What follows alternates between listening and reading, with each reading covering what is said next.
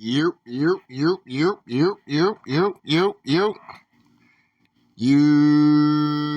What's up, y'all? Tell like it is TV, man. Let's talk about it, y'all. So first of all, hit the like button, hit the subscribe button if you want to donate. The links is in the description box. If not, that's cool. The like button that's right, y'all. The like button is free. All right, man. So, your boy is fresh out the hospital, man. Fresh out the hospital. Had a little scare, man. But everything is good. You know what I'm saying? And we're gonna get better. It's been a minute since I did a video. So I figure I'd do this video before I get ready to go to bed. It's been a hot topic. So we definitely gonna talk about it. So Kendrick Lamar just dropped his album, obviously, the other day.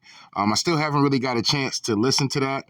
I do want to hear that joint he was playing in the beginning of the Not Like Us video, because I did like the way that joint had a little bop to it. So I am gonna go to get a chance to go listen to that album. I'll probably listen to it tomorrow.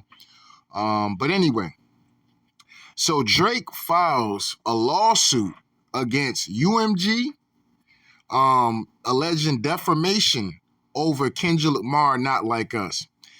Before it approved the release of the song, Universal Music Group knew that the song itself, as well as accompanying album art and music video, attacked the character of another one of UMG's most prohibited artists, Drake, by falsely accusing him of being a sex offender, engaging in PDF file acts, harboring sex offenders, and committing other criminal sexual acts. UMG could have refused to release or dispute the song or required the offending material to be edited and or removed. But UMG chose to do the opposite. UMG designed, financed, and then executed a plan to turn Not Like Us into a viral mega hit with the intent of using the spectacle of harm to Drake and his business to drive consumer hysteria and, of course, massive revenues. That plan succeeded, likely beyond UMG's wildest expectations. All I'm going to say to Drake is, welcome to the music industry, brother. Welcome to the music industry, brother. Drake, I don't like that Drake did this. You know what I'm saying? I get it. For the Drake fans that might come up in my comment section talking cool. Technically, UMG, we know that Drake had a big deal with UMG, but it's the industry. It's no different from, you see all those dudes that signed with Leo Cohen and 300 and they end up dying off and killing each other and all that. It's the same thing, dog. It's the same thing, okay? The industry chews itself up and it eats its own. Okay? I forgot what kind of animal that was, but it eats its own. Okay? Welcome to the beast of the music industry, okay? Whatever they can get a profit off of, this, that, and the third, they're gonna do it. And for Drake, this is probably a learning lesson for him. You know what I'm saying? He probably thought UMG was, I don't like the fact, though, that Drake is coming out here basically saying, like, they wanted them to either edit or remove it. I don't like that, because y'all know, as content creators, we be getting flagged and, and it's hard work that we put in. It's no different from Kendrick Lamar writing them bars, coming up and stressing himself out to come up with the lyrics and stuff like that for what turned out to be a dope ass song. And then for Drake, or people that's, it may not even be Drake himself. I'm gonna give Drake the benefit of the doubt, okay? I'm gonna give Drake the benefit of the doubt, but I'm gonna say his team, okay? This is not a good look, you know what I'm saying? Because that means you're like for censorship and stuff like that. I mean, the man was up there alleging that, one of them kids might be Dave Freeze. Don't make his Dave Freeze, because if his GM is your BM secret BD, then this is all making plenty of sense to me. Hey, let that shorty breathe. Shake that ass. Hands on your knees. Hands on your knees. Hands on your knees. Shake that ass for Drake. Now shake that ass for free. You know what I'm saying? You, but not that kind of free. I'm talking about my nigga Dave. You know what I'm saying? You've been over there, you've been popping your shit, Drake. You know what I'm saying? I like Family Matters. You know what I'm saying? I do. But you called the man a woman beater in that song. You know what I'm saying? You said a lot of things. You alleged a lot of things about that man. And because the battle ain't go out the way that you probably wanted the battle to go out, of course, anybody that gets into any kind of battle, you want to be the winner. But for you to turn around now and be out here putting out lawsuits and stuff like that, dog, that's corny, dog. That is corny, okay? Imagine 50 Cent. Now, people say that 50 Cent snitched on Ja Rule when they stabbed him up, in that whole beef that him and Ja Rule had, right? Imagine 50 Cent going off and suing. Now, y'all saying he snitched on the man, right? But imagine him suing Ja Rule and them, for putting it in a lyric that they did this and they did that to him. You know what I mean? I just think that's kind of crazy. Or imagine Ja Rule turning around and suing 50 Cent for what he did to his career, and Eminem and Dr. Dre, right? Imagine that, okay? We have hit some very soft times in hip hop. This is a soft move, Drake. I would listen, bro. Just take the L, bro. How you think Meek Mill felt when you was running around here back to back, running on Saturday Night Live and all of that? And like I said, I thought Meek Mill was gonna beat Drake, in my personal opinion, right? But that didn't happen. Drake came through with that back to back, and he killed the game with that, right? Drake came through with that back to back, and he killed Meek Mill with that, right? And Drake was all over SNN, you know what I mean? Saturday Night Live, acting, he was just parading the joint around. He won a Grammy, okay? Won a Grammy off that song, okay? What do you think that did to Meek Mill's career? It totally damn near destroyed Meek Mill's career, okay? But as a musician, your career could never be destroyed in a battle. You just gotta come back and you gotta put that music out, or you gotta come back out to play. You know what I'm saying? You can't just lay down and die. You know what I mean? You're gonna have to get back out here and fight. Yeah, he hit you with a knockout blow. But you got up. You know what I'm saying? You gotta show you gotta get up. You took a stand in 8, or you got up at 9. You know what I'm saying? You didn't always fall out. And the biggest way to be able to get over a loss in the music industry, in my opinion, is just to come out with music. You gotta just keep coming out with the music. Now, some of the stuff Drake was dropping as the beef was going on, it was kind of whack. I ain't gonna sit up and hold y'all. I did tell y'all about the Sexy Red joint. I liked the Sexy Red joint. I felt like that was gonna be a summer anthem, and it kind of was for the hood. It kind of was. But I thought that Drake should have took a chance to jump on that BBL Drizzy by himself. That was a cool way to flip that. I felt like he could have used that better, but it worked out for Sexy Red. You know what I'm saying? And in Drake's situation with him suing UMG, it could be portrayal. He's probably feeling more petty against UMG than anything. You know what I mean? Because I guess from what I'm guessing now, they're both signed to UMG. They have some kind of affiliation with UMG, whether Kendrick is doing his distribution through UMG or whatever the case may be. But he feels slighted by UMG more than the diss track. And I kind of get that. You know what I'm saying? I kind of get that. If I'm your number one guy, and then, this guy, we in the middle of a beef, you supposed to stay down. But Drake, this ain't the streets. UMG ain't your friends. Okay? They're a business. It's a business, dog. And it is what it is. And sometime in business, dog, that shit sucks. You know what I'm saying? I go through this shit myself with places I've worked. And, you go in places being cool with people, and then people start backbiting you when you start having success, and people just start lying on you, and people just start doing all kind of weird shit. You like, damn. A nigga can't get ahead and shit without somebody wanting to hate and feel like they deserve the position more than I do. And in some situations, I wasn't even wanting a position. I just happened to be good at at the work I was doing. And so, yeah, man, you can kind of feel slighted. You know what I'm saying? So I get it. I get it. But Drake, I don't think Drake himself is making this move. I think it's the people representing Drake, and they're trying to get some kind of win out of this. This is not a win with your name be associated with suing Kendrick Lamar. It's not a win, bro. It's not a win. It's not a win. It's just not a win, Drake. You know what I'm saying? Get back out here. Either you're going to get back out here and scrap, or you're going to get back out here and keep making that music. You know what I'm saying? I did like all these baddies assessing my face. My face. No face. No face. I thought that was a little cool little joint.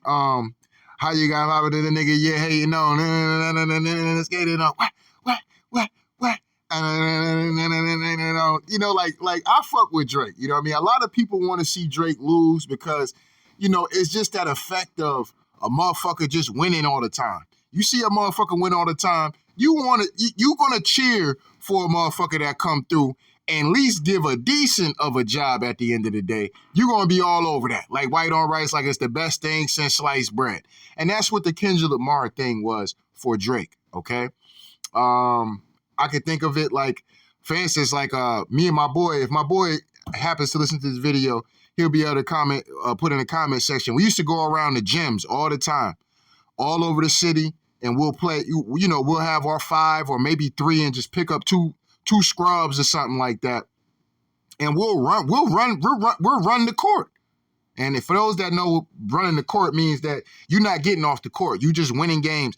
So a few times when we didn't run the court and we lost, bro, it'd be like somebody won the championship. Nobody's winning anything. Nobody's getting a trophy out the deal, but just the fact that they were tired of seeing our asses win. Everywhere we was going, we was putting in work, putting pain in around the city. They just was tired of seeing us win, okay? And that can happen, you know what I'm saying? Winner's fatigue, you know what I'm saying? I think that's what they call it, right? If not, that's what I'm going to call it. Shit, winner's fatigue. A motherfucker gets sick of you winning. Tom Brady is another one.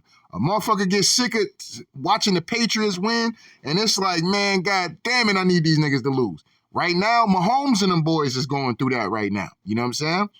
Shout out to Ansel. You know what I mean? Right now, Mahomes and them people getting tired of seeing the Chiefs win. Okay?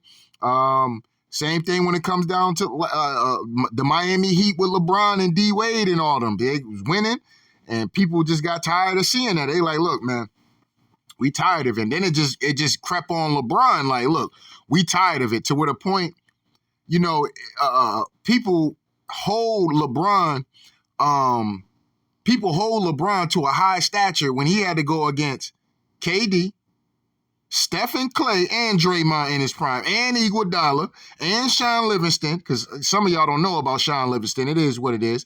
But, and all these great role players that was on that team that pretty much assembled to beat LeBron, Kyrie, Kevin Love.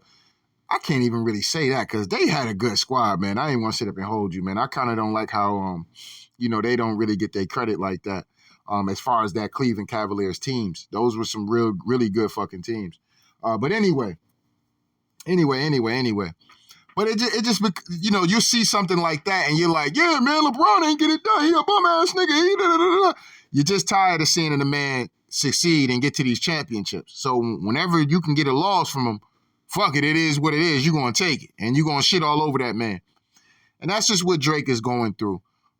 Drake, man, just, you know, man, back off this shit, dog. Unless it's some personal shit between you or people lying on you. That could be a thing, too. This could be a thing where people are putting shit out there that slander your name even more. You know what I'm saying? Oh, Drake thinking about dropping something? Yep, lawsuit. Drake dropping a lawsuit. He dropping a lawsuit. You know what I'm saying? But it just doesn't look good. You know what I'm saying? It doesn't look good all the way through and through. But, yeah, man.